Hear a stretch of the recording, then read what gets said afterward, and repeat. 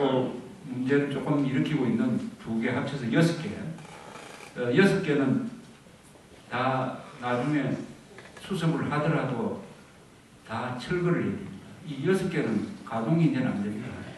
이것만 해도 돈이 얼마나 드느냐. 지금 원자력 발전소 하나 만드는데 40억 달러 내지 50억 달러 듭니다. 그럼 6개면 300억, 이것만 해도 300억. 그리고 이거로 끝나지 않습니다. 방사능 오염된 토양을 제거를 하는데 돈이 또 엄청나게 들게 생겼습니다. 이게 이번 대지진의 아주 특이한 점인데, 이번 지진은 어떻게 보면은 이 자연의 힘과 사람이 만든 과학의 힘이 대결해가지고 사람의 힘, 인공의 힘이 아주 진경우죠. 손을 드는 경우입니다. 이번 대지진에서 지진으로 죽은 사람, 무너진 지금 그렇게 많지 않습니다.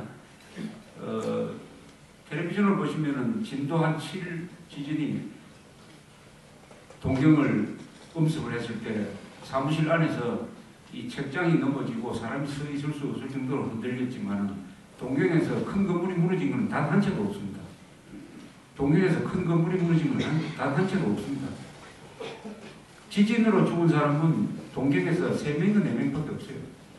대부분은 쓰나미 때문에 죽었습니다. 쓰나미는 왜 일어나느냐? 뭐 텔레비전 보시면 요새 지질 공부를 많이 합니다. 또 원자력 공부를 많이 하죠.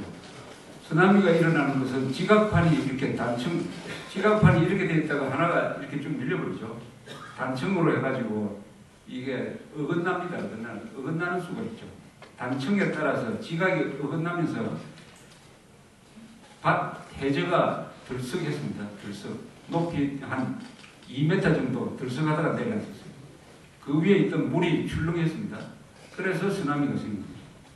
쓰나미의 전달 속도는 음속이 한 반이라고 합니다.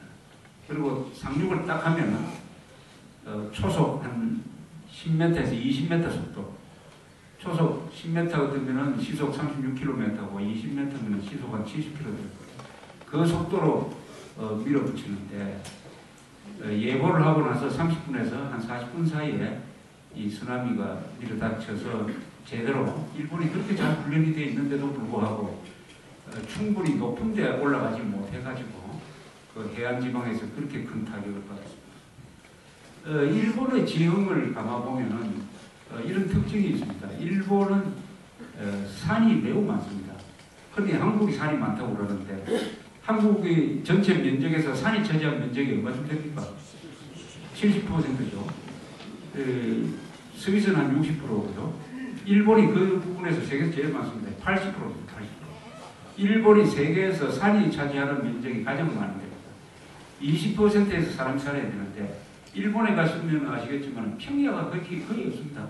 일본의 평야라고 하면 관동 평야, 동경 근방, 그 다음에 오사카 근방, 나고야 근방 정도입니다.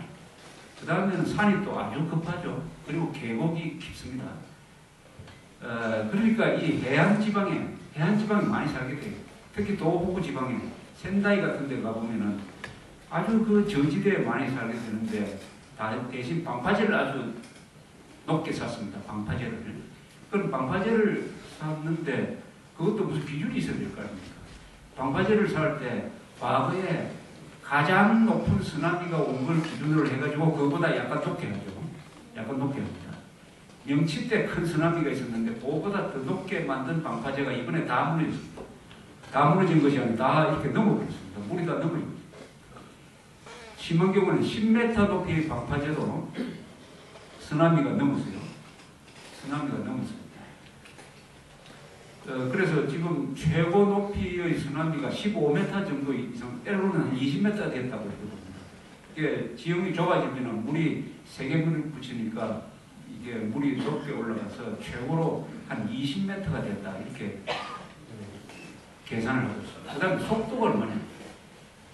이 일본이 목조 건물이 참 많습니다. 일본은 시골에 가면은 아파트는 많이 보이지 않고 목조 건물이 뭐 70, 80%죠. 일본에 워낙 좋은 나무가 생기고 목조 건물에 살면은 건강이 좋고 여러 가지로 일본의 건축 문화는 세계 최고의 목조 건물을 자랑하는데 목조 건물이 다 무너졌습니다.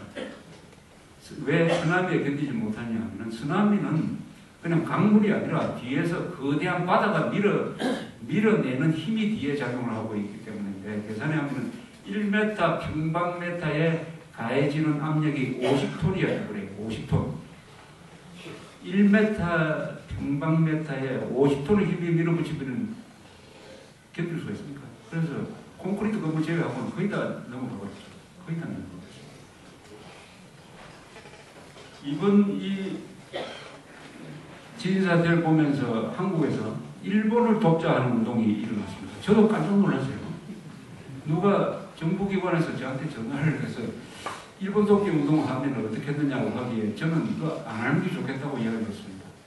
일본 사람들 잘 사는데 이런 건 충분히 극복할 수 있는데 또 일본 사람들이 그런 걸 잘 안 합니다. 일본 사람들이 성금 거두고 하는 것을 참 싫어해요. 그런데 신문사에서 주체가 돼서 하니까 놀라운 정도의 호응을 지금 보이고 있습니다. 저도 깜짝 놀랐어요. 어떻게 한국 사람들 마음속에 일본 사람에 대한 동정심이 이렇게 많은지. 어쨌든 이것은 한국 사람들이 가지고 있는 그 순진한 마음을 보여주는 거고 인류애를 보여주는 거고 참 좋은 일이라고 생각을 하고 일본 사람들도 감사하게 생각을 하고 있습니다. 이 일본 사람들이 이 성금을 위험금 이런 걸 잘 아는 이유는 정부가 다 알아서 할 것이다. 이런 사람들이 가지고 있는 이 정부에 대한 신뢰입니다. 이번에 일본 사람들이 하는 걸 보면은 그 비난간데 뭐 이렇게 물자가 잘 공급이 안 돼도 불평 별로 하지 않고 그냥 가만히 있고 친족이 죽어도 눈물을 별로 흘리지 않고 또 텔레비전도 눈물을 흘리는 사람 있겠지만 그걸 비춰주지 않고 해가지고 조용하게 보이는 것이 아주 인상적이었을 것입니다. 일본 텔레비전보다 한국 텔레비전이 훨씬 더 흥분했습니다. 일본 사람들이 놀랍니다. KBS, MCC가 어떻게 NHK보다 저렇게 흥분하고 하느냐. 일본 사람들이 이게 어려운 데 가면 조용해지는 게 특징이죠. 조용해지는 이유는 이유가 있습니다. 믿는 구석이 있기 때문에 조용해지죠. 사람이 믿는 구석이 없으면 자기 살 길을 찾기 때문에 조용해질 수가 없어요. 믿는 구석이 뭐냐? 일본 사람들은 항상 관을 믿습니다. 관. 정부를 믿습니다. 정부. 일본 사람들은 항상 위에 사람을 믿습니다. 위에 사람. 상관. 회사에서는 상관이고 국가 전체로 보면 정부를 믿어요. 그럼 정부를 믿으라고 해서 믿습니까? 신뢰를 보여주었기 때문에 믿는 것이죠. 과거에 일본의 관을 차지했던 사람이 명주이신 전에는 이제 무사들이죠. 무사 또는 영주, 일본말로 다이묘라고 하는 사람, 한자로 대명이죠. 다이묘, 무사들, 그 다음에 군인들, 정부를 일본 사람들은 믿어요. 그런 점에서 한국하고 차이가 있죠. 한국은 정부 발표는 무조건 안 믿는다. 천안함 폭침 확실한 것 같은데 정부가 발표했기 때문에 안 믿는다. 이거 아닙니까? 정부가 무슨 정책을 쓰는 거 반대로 가야 된다. 의무적으로 반대로 가야 된다.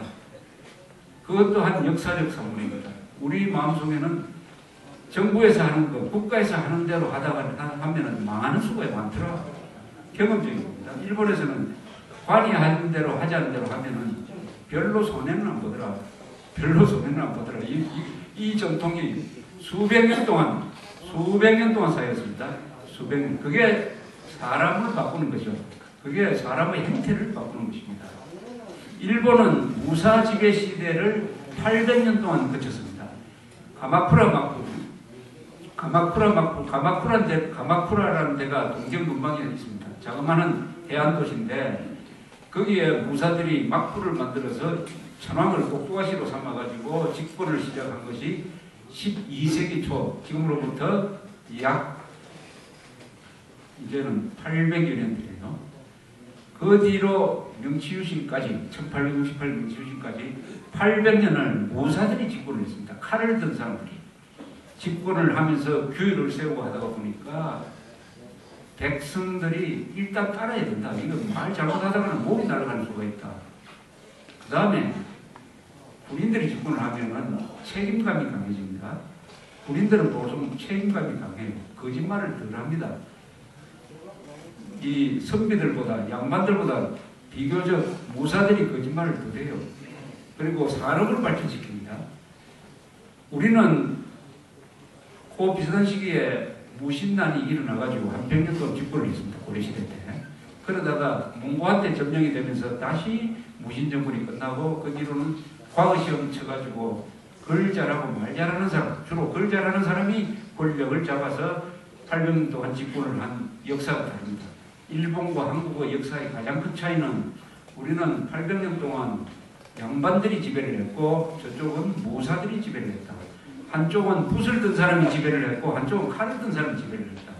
칼을 든 사람이 지배를 하면은 백성들이 우선 법을 지키게 돼요. 법을 지키게 됩니다. 그 다음에 이 지휘하는 이 지도자들도 책임감이 강하게 돼요. 군인들은 부하들을 잘 다스려야 전쟁에 이길 수가 있습니다. 부하들을 굶기고 부하들을 착취하고 해가지고는 전투에서 이길 수가 없어요. 그러다가 보니까 일본에서는 관을 일단 신뢰를 하자. 신뢰를 하게 되었고 전쟁을 하더라도 관 위에끼리 전쟁을 하지 밑에 백성들은 별로 피해를 보지 않습니다. 전국시대 때 한편 도요토미 히데요시 도쿠가와 이에야스 요 시절에 전쟁이 한 100년 동안 계속됐습니다. 일본 안에서. 그러다가 그 결판이 난 전쟁이 있어요. 1600년에 서기 1600년입니다. 1592년이 임진왜란이고 임진왜란이 끝난 게 1598년이고 그 2년 뒤에 도쿠가와 이에야스 편을 드는 사람과 도요토미 히데요시의 아들 편을 드는 사람이 동군과 서군으로 나누어져 가지고 각각 한 8만 명씩 군대를 동원해 가지고 세키가하라라는 들판에서 아침부터 싸웠어요. 하루 만에 끝났습니다. 여기서 동군이 이겼어요. 그래서 도쿠가와 시대가 열려서 그 뒤 250년 동안 일본이 아주 평화롭게 평화로운 시대를 부과한 적이 있습니다. 그때 수도가 교토에서 동경으로 옮겨가지고 에토가 말하자면 일본의 명실상부한 수도가 되었죠. 자, 여기서 세키가하라 전투할 때 보면은 군인들 아닌 일반 백성들은 도시락을 사가지고 그 전투하는 걸 구경하기 위해서 산꼭대기에 올라가서 하루 종일 그 전쟁 구경했다고 그럽니다. 전쟁 구경했다고 그래요. 왜냐? 저 전투는 자기들하고 관계없어요. 전투를 해가지고 어느 편이 지면은 그 책임자가 할복 자살을 하면은 그걸로 끝납니다. 그 다음에 주인만 바뀌고 그 백성들은 열심히 생업에 종사하면 됩니다. 누가 뭐 와서 약탈하고 그런 게 없어요. 이렇게 하는 바람에 일본에서는 백성들은 그냥 관이 하는 사람대로 따르면 된다.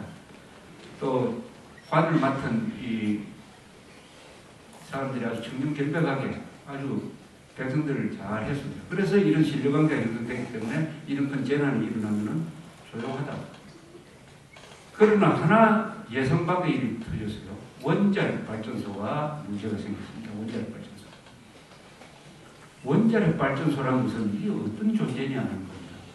원자력 발전소는 그 원리는 원자폭탄하고 똑같습니다. 원자폭탄. 원자폭탄은 어떤 것이냐? 원자폭탄 하나 만드는데 플루토늄이 8kg이면 됩니다. 플루토늄 8kg은 그 플루토늄이 굉장히 무거운 물질입니다. 납보다도 무거운 물질이에요. 그래서 요만한 야구공이 한 8kg 됩니다. 야구공 하나로 원자폭탄을 만들면은 도시 하나를 날려버릴 수가 있습니다. 도시 하나. 핵 분열과 연쇄 반응에 의해서 요만한 주먹만한 원자폭탄 플루토늄 가지고 도시 하나를 날립니다. 이 어마어마한 힘을 발전으로 돌리자 해가지고 만든 게 원자력 발전소죠. 이것을 한꺼번에 폭발시켜버리면 원자폭탄이 되고 이것을 서서히 시간을 두고 서서히 에너지를 빼먹으면 발전이 된다.